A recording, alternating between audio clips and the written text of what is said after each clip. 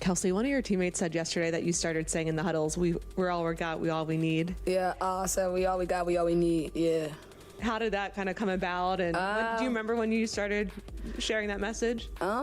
Probably, I might have been after somebody got hurt. I won't even lie to you. It was early on. I think it was when CC got hurt, and I felt like it was deflating. It was hard for people to kind of see us and see our energy for what we brought to the table as a team.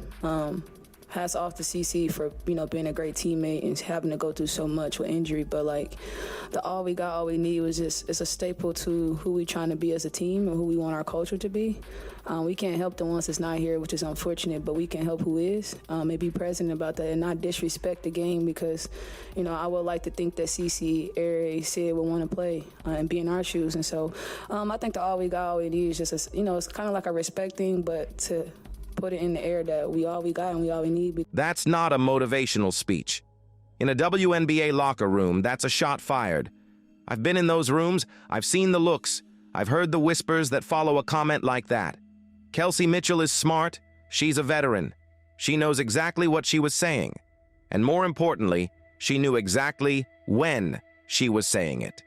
The moment the franchise savior, the golden goose Caitlin Clark, went down with an injury, Mitchell didn't say, "Next woman up." She didn't say, "We'll hold it down for her." She said, "We all we got, we all we need." In other words, we don't need her. They're calling it disrespect. They're calling it jealousy. But I'm going to tell you the story they're missing. The one I've seen play out a dozen times behind closed doors. This wasn't just a moment of frustration. It was a declaration. It was the beginning of one of the most calculated, ruthless, and successful revenge tours I have ever seen in this league. And Kelsey Mitchell used every single bucket to prove one thing. She never needed Caitlin Clark to win. To understand the revenge, you have to understand the disrespect that fueled it. For years, Kelsey Mitchell was the Indiana Fever. She was the one dropping 20 points a night in empty arenas while the team was, let's be honest, irrelevant. She played through the losing seasons, the coaching changes, the years when the only people who cared about the Fever were the players themselves. Loyalty in this league is rare, but Kelsey gave it to a franchise that was giving her nothing back but losses. She deserved a medal for what she endured. Instead, she got erased. When Caitlin Clark was drafted, it was like Kelsey Mitchell ceased to exist.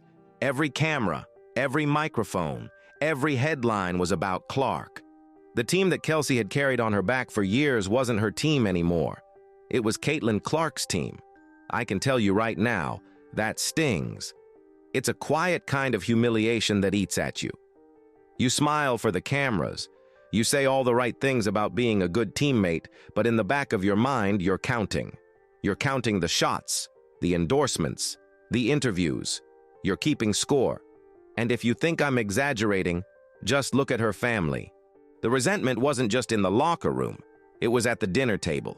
She's been here for the good, the bad, the ugly, and pretty much ever since the team been trash.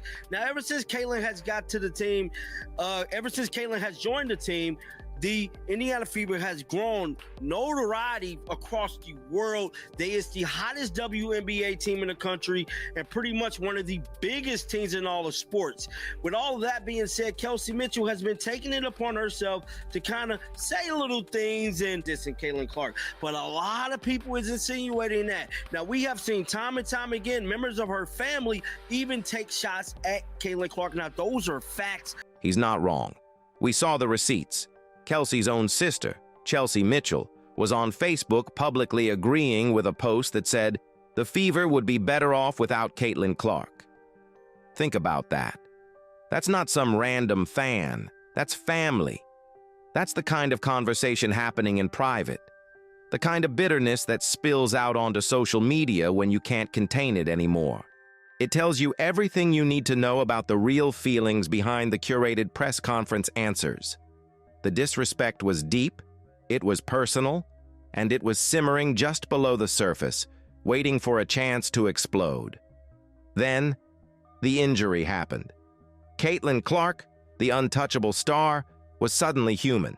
She was sidelined. For the media, it was a catastrophe. For the league, it was a rating scare. But for Kelsey Mitchell, it was the opportunity she had been waiting for. It was the chance to take her team back. This is the moment she starts that mantra. We all we got. We all we need. Listen to her own words again when she's asked about it. She's almost proud of the... Kelsey, one of your teammates said yesterday that you started saying in the huddles, we're all we got, we all we need. Yeah, I said we all we got, we all we need, yeah.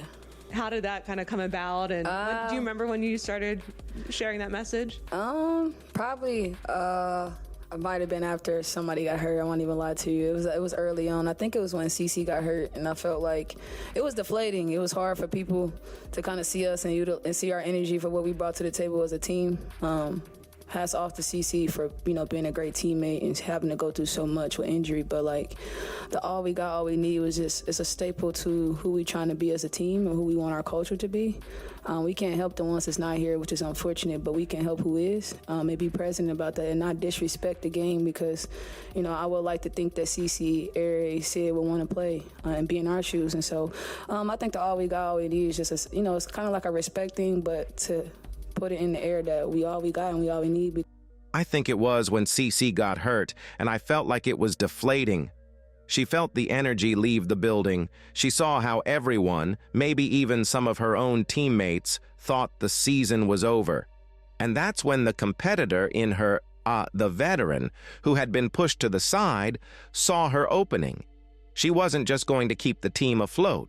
She was going to prove they could fly higher without their so-called superstar. When she says, we can't help the ones that's not here, that's not sympathy. In the cutthroat language of a pro locker room, that's the door slamming shut. It means you are not our problem, and you are not part of our success. And here's the part the other channels got completely wrong. They painted a picture of a fever team scraping together wins. That narrative is a lie. It's an insult to what Kelsey Mitchell actually did. She didn't just scrape by, she dominated. This wasn't survival, it was a hostile takeover. Let's look at the numbers they ignored. With Clark out for 31 of 44 games in 2025, Kelsey Mitchell became an MVP candidate. She put the entire offense on her back and averaged a staggering 20.7 points per game in those contests. She dropped a career-high 38 points against Connecticut, and the team, they didn't collapse, they thrived. They finished with a 24-20 record and secured back-to-back playoff berths for the first time since 2016. This wasn't a fluke. This was a statement. Every single one of those wins was a message to the world. Every bucket was a jab at the critics who wrote her off. She didn't need to say a word in the press conferences because her game was screaming for her. She was showing everyone in the clearest terms possible that the Fever weren't Caitlin Clark's team.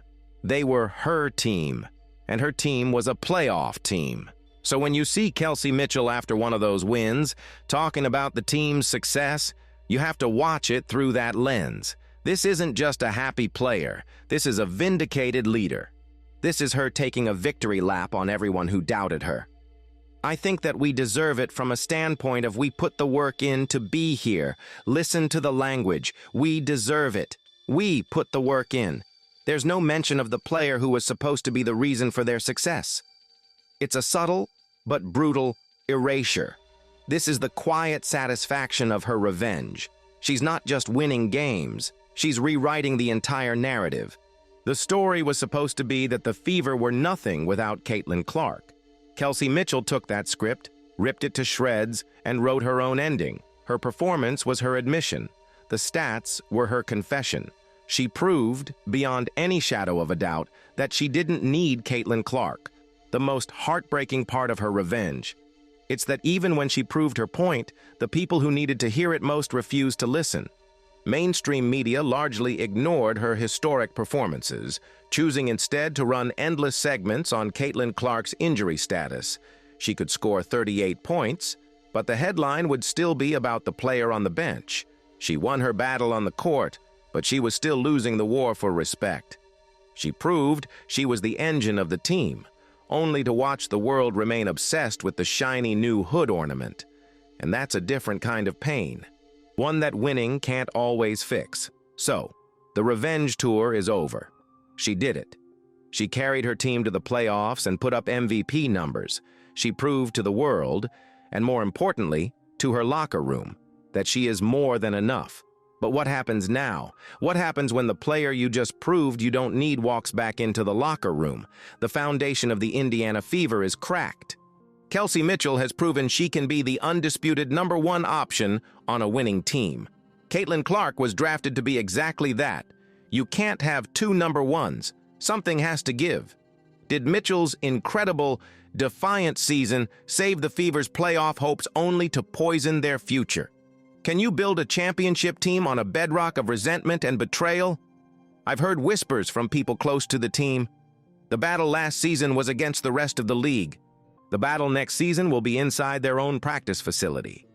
Players are already picking sides, and the hardest question isn't whether they can win a championship, but whether they can even survive the same locker room. Kelsey Mitchell's revenge was sweet, but the bill is about to come due.